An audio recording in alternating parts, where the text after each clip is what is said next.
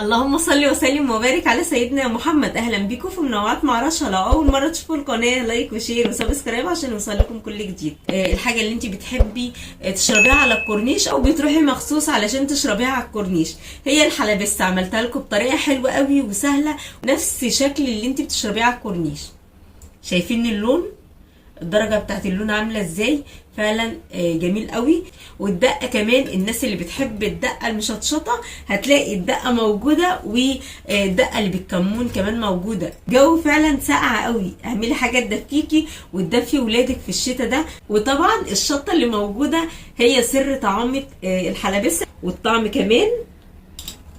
لا ده انا عايزه اوريكم حمص الشام ازاي مستوي وماسك نفسه. شايفين الحبايه ماسكه نفسها وفي نفس الوقت مستويه؟ لا بجد حلوه قوي، وريحته كمان مفحفحه. هنسمي الله ونشوف عملنا الجمال ده ازاي. اول حاجه معايا حمص الشام، جايباه الضحى. الضحى حلوه قوي، بحب استخدم اي منتجات للضحى بتبقى جميله، حتى الدقيق بتاعها كمان بيبقى حلو قوي. اهم حاجه ان انت لو انت هتعمليه في نفس اليوم اعمليه اول ما تقومي من النوم. هتعمليه تاني يوم قبل ما تنامي هتقومي جايه تبليه في ميه. يعني انا بليته في ميه قبل ما انام، ميه مغليه وحطيتها عليه. هوريك الفرق دلوقتي بين الحمص قبل ما يتبل وبعد ما يتبل. بص قبل ما يتبل عامل ازاي، بصي بقى الفرق بعد ما اتبل. شايفين بتنفش وبتكبر ازاي، الفرق قد ايه. لكن قبل ما بتتبل بتكون صغيره زي ما انتم شايفينه كده. انت لما بتبليه، طب بتبليه ليه؟ هينفش كمان في الميه لما تغليه. يعني انت لما تحطيه على النار كمان هينفش. طب ليه بتبليه؟ علشان ما ياخدش سوا كتير معاكي، وكمان بيستوي وتحسي ان هي لسه جامده. يعني انا دلوقتي بصي بتك عليها بتتفتح معايا، ان شاء الله مش هتاخد سوا كتير، يعني مش هياخد معايا سوا كتير علشان نقعيه في الميه. فكويس قوي ان انت تنقعيه فتره طويله. يعني انت لا تنقعيه من بالليل، لو هتعمليه تاني يوم هتعمليه النهارده في السهره نقعيه الصبح. نقعته كده وبعد كده كبيت الميه اللي فيه وغسلته. هحطه بقى في حله تانية اهي. دي الحله اللي هحطها على النار، بس تكون حله كبيره شويه علشان وهو بيغلي ما تفرش وتبهدل معاكي الدنيا، علشان هزوده ميه كتيره. بس كده يلا بينا بقى على البوتاجاز. معايا ميه مغليه علشان يغلي على طول. هتغطيه زي ما انت شايفه كده بالظبط. بس ربع معلقه سكر ومعلقه صغيره من الملح. لسه هحط له ملح تاني، بس هقول لكم هحط ملح فين دلوقتي. هسيبه على النار يغلي زي ما انتم شايفين كده، ومش هاجي جنبه. وكمان ما تغطيهوش، مش هغطيه علشان يغلي براحته. طب هعمل ايه؟ اول ما يغلي هتلاقيه طلع ريم على الوش كده، تبداي تشيلي الريم اللي على الوش ده. اول ما يجي يعمل ريم هوريكي وانا بشيله كمان. في حاجه كمان هتعملوها هو بيغلي كده، هنحط قشر الليمون. احنا طبعا هنعوزه الليمون، فصفيت الاول عصرت الليمون وبعد كده القشر هحطه معاه. شايفين الرغاوي؟ الرغاوي دي بقى، كل الرغاوي اللي بتطلع دي نبداوا نشيلوها على طول اهي.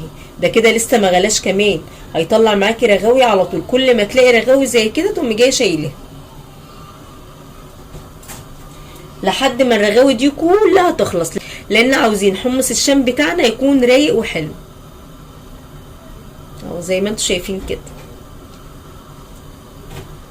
معايا بصلايه كبيره مقطعاها زي ما انت شايفه كده، وحوالي 4 فصوص ثوم. يعني ده فص واحد بس مقسوم 2 وانا بقشره بس، يبقى بصلايه كبيره و4 فصوص ثوم. هتحطي فلفل حراق طبعا على حسب الرغبه. لو انت مش بتحبيه حراق قوي ممكن تحطي القطعه دي بس، لكن احنا بنحبه الحراق. وطماطميه كبيره.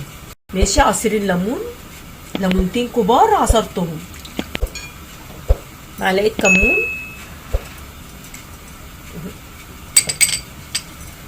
معلقه ملح. ما تنسيش ان انت حطيتي ملح في الميه، وبعد كده دوقيه تاني. والبابريكا، البابريكا بقى اللي بتدي اللون اللي انت بتشوفيه الاحمر الحلو. في ناس بتحط صلصه، لكن حباها تكون زي اللي بنشتريها من بره ما بيكونش فيها صلصه. بس كده الميه دي كويسه قوي، ونضربوها بعد كده في الخلاط بالهاند بلندر بقى، بالخلاط زي اللي موجود عندك، وهتضربيها كويس. هحط بقيه البابريكا كلها، يعني هم مش مستاهلين. سر اللون اللي انت بتشوفيه دوت هو البابريكا اللي بتخلي لونها احمر قوي كده. يعني بتخلي لونها احمر وفي نفس الوقت مش غامقه زي الصلصه. الصلصه انت لو حطيتيها هتغمق معاكي اللون، فالافضل ان انت كتري البابريكا ما تحطيش من الصلصه. هنضربها تاني كويس. الميه بقى مش هزودها غير لما اروح على النار واحط. لو تشمي بقى الريحه اللي شميها، ريحتها وطعمها فظيع، حراقه قوي. شوفي لو انت مش بتحبي الحراق قوي بلاش تحرقيها، لكن احنا بنحب الحاجه الحراقه. هو حمص الشام ما بيتاكلش غير كده او ما بيتشربش غير كده. في حاجه هقول لكم عليها هنا، حمص الشام ما عملتوش كله. هو الكيس ده نص كيلو، طبعا ما بيبقاش نص كيلو يعني بيبقى 400 جرام، فما عملتوش كله يعني الكميه. بصي اهي موجوده الباقي. بس كده انت بتحفظيه بقى في التلاجة. عندك برطمان ممكن تحطيه، او لو عندك حاجة تقفليها كويس كده وهتحطيه في التلاجة منين ما تحبي تعمليه هتعمليه. يلا بينا بقى نروح على البوتاجاز كده ونشوف هنعمل ايه تاني. المية هنا بقت رايقة ازاي، كل شوية باجي واشوف الريم كده بصي بقوم جاية شايلاه.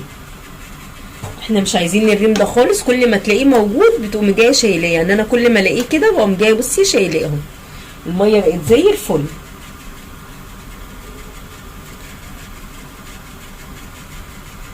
هتعرفي ازاي ان الحمص بتاعك استوى؟ هتاخدي واحده، شوفي الحجم بتاعه، وهتضغطي عليها ضغطه كده بالمعلقه اهي. اتضغطت معاكي كده، حسيتي ان هي نزلت معاكي، خلاص تكون استوت. في نفس الوقت مش عاوزاها تكون مستويه ان هي تكون مهريه. انت اعملي حسابك ان انت ممكن تسخنيه على طول، فكل مره بتسخنيه او بيغلي فيه علشان عاوزينه سخن هيستوي معاكي بزياده. فانت سيبيه يعني في سيكه كده ان هو يكون جامد حبه صغيرين، يعني ان انت تاخديه تاكليها ما تتضايقيش منها، في نفس الوقت تكون ماسكه نفسها. والميزه كمان في حمص الشام ان انت بتنقعيني بصي بتكون ماسكه نفسها، ما بتتهريش منك، يعني استوت وفي نفس الوقت ماسكه نفسها كده. خلاص الليمون بقى اخدنا البهاريز اللي فيه. شكرا يا عم الليمون على كده اهو.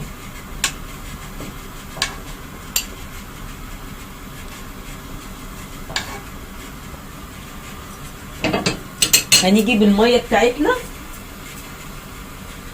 وهننزل بيها. هتنزلي بيها كلها، هنزل بيها كلها. وهقول لك هعمل ايه. هنقص منها تاني بس تغلي غلوه، لان عاوزاها بالميه بتاعت حمص الشام نفسها اللي هو كان بيغلي فيها. وهقول لك دلوقتي هاخد الكوبايه هعمل فيها ايه. جبنا الكورنيش لحد عندنا واحنا قاعدين في البيت، هنسيبوه بقى يغلي. واول ما يغلي كده هدوقه، يعني لو عاوز ملح تاني هتحطي، ما تكتريش في الاول ملح عشان ما يطلعش حادق منك. شايفين اللون؟ شايفين الجمال بتاع اللون؟ البابريكا هو اللي بيخليها كده، والطماطمايه اللي احنا حطيناها يعني بلاش صلصه زي ما قلت لكم عشان ما تغمقهاش.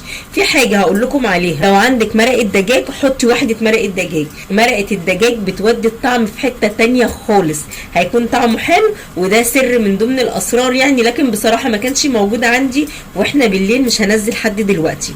فانت لو عندك مرقه دجاج حطي قطعه مرقه دجاج واحده عليها بس كده. هسيبه يغلي عشان ما اطولش عليكم، وارجع لكم تاني اول ما يغلي. هناخده منه كوبايه ميه.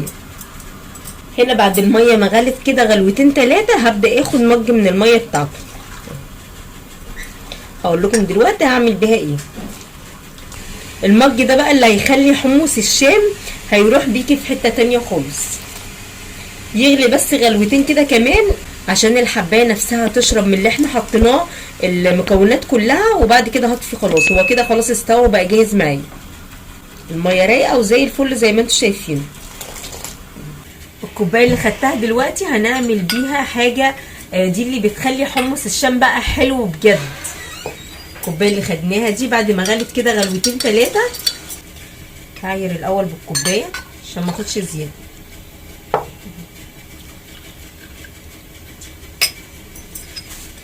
هحط عليه كمون، معلقه كمون، يعني الكميه اللي خدتها دي هحط عليها معلقه صغيره من الكمون.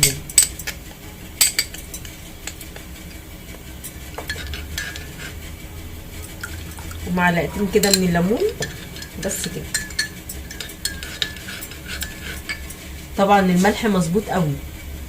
تصبيها بقى زي ما انت عاوزه، هتصبيها في كوبايات كده، عندك ازازه اي حاجه موجوده عندك هتصب فيها. انزل البهاريز بتاعت الكمون دي كلها. اشربي بقى وادعيلي. الريحه والطعم يعني انت لو مكاني دلوقتي وشميني الريحه والجمال فعلا جميله قوي. خدي يا سلمى شوفي دي كده.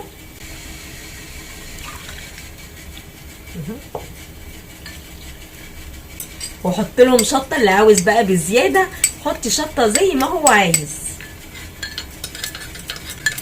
خدي بالك لا تعمليها حراقه قوي، يعني انت حطي الفلفل الاخضر اللي احنا حطيناه حراق موت. دوقيها الاول قبل ما تشربي، وبعد كده عاوزه تزودي تاني وتحطي حطي. وهو ده السر بتاع الريحه والجمال بتاعهم. بس كده اخدنا حاجه ولا اي حاجه في عمايلها، وعملتي حاجه بتحبيها. وناس كتير نسينا هنا نحط ليمون، صح اهو هنا وهنا. يلا ان شاء الله مع الحد حوش. امسح بس الدنيا كده وارجع لكم تاني. مش هستنى بقى لما البخار يروح ولا حاجه، لا هو ما بيتشربش غير كده. لكن عاوزه اوريكم بص شكله، يعني متهيألي الشكل واضح خالص اهوت. ريحه ولون وطعم حاجه خرافه. هنسمي الليل.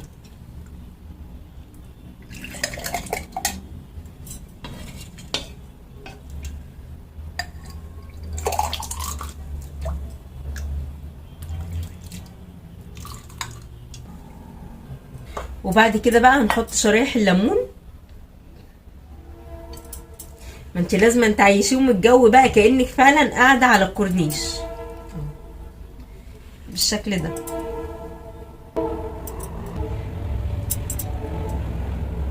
وهتحطي الشلمون او الشفاطه زي ما بتقولي عليها اهي. بيكون ده شكله، ما اخدش مني حاجه خالص، وبيكون بالشكل الخرافه ده. خلصنا العظمه، اخد مننا حاجه ولا حاجه، وطلع بالشكل اللي انتوا شايفينه التحفه ده. لون وطعم وكل حاجه فيه فعلا مظبوطه. طعم حلو قوي. عايزه تشربيه بالشلمون براحتك، انا عن نفسي احب اشربه كده هو. وطعمه جميل قوي. وزي ما قلت لكم في اول الفيديو الحبايه مستويه وماسكه نفسها. عايزين نحط شطه بقى زياده مع انه مشطشط، وكمان دقه. لو جدع بقى اشربيه. لا مش هتكلم تاني، مش هتكلم كتير. فعلا طلع حلو مظبوط قوي. والملح زي ما قلت لك دوقيه قبل ما تحطي ملح عشان ما يطلعش حادق منك. ما تنسيش تشتركي في القناه وتسيبي لي كومنت حلو منك. اشوفكم ان شاء الله على خير في منوعات كتير قوي مع رشا. مع الف سلامه.